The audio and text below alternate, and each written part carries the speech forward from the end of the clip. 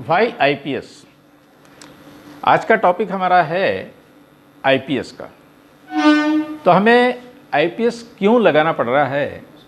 To avoid batteries of different age voltages and to provide single battery set of 110 volt.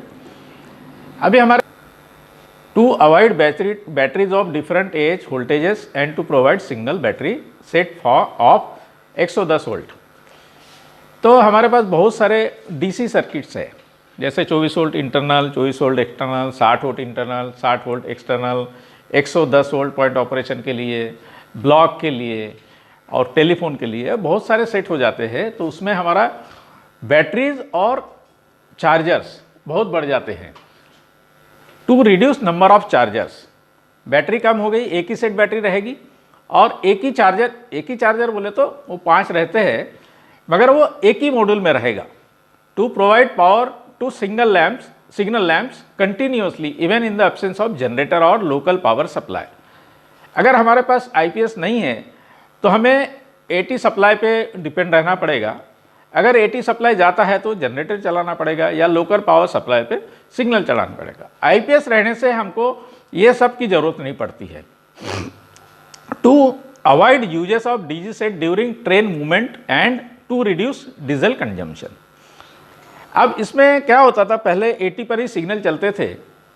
तो signal जैसे गाड़ी train को signal दिया हुआ है और हमारा सिग्नल सप्लाई चले जाता है, 80 सप्लाई चले जाता है, तो क्या होता है, हमारे सिग्नल ब्लैंक हो जाते थे। तो उस टाइम में क्या करते थे, जब ट्रेन पास होती रहती थी तो डीजी सेट चालू करते थे और सिग्नल डीजी पर रखते थे। तो वो अवॉइड करने के लिए हम आईपीएस लगा सकते हैं, लगाया है, क्योंकि उसमें आईपीएस लगाने के बाद में डीजी सेट की जरूरत नहीं पड़ती है। To provide highly regulated voltage to all signals relays lamps for better life.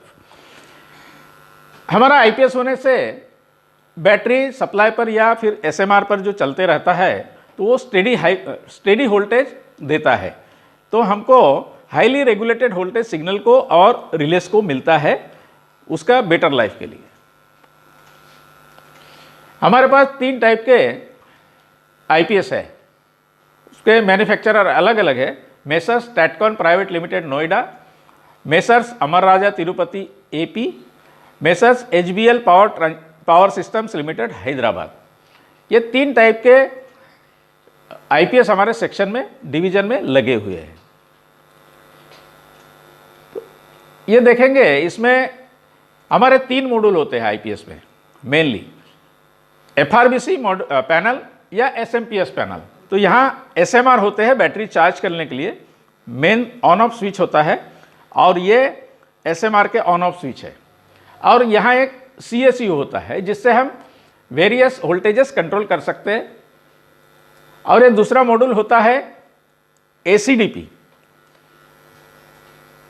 एसीडीपी में आपके ये रहेंगे, ट्रांसफार्मर रहेंगे, इन्वर्टर रहेंगे और एवीआर रहेंगे।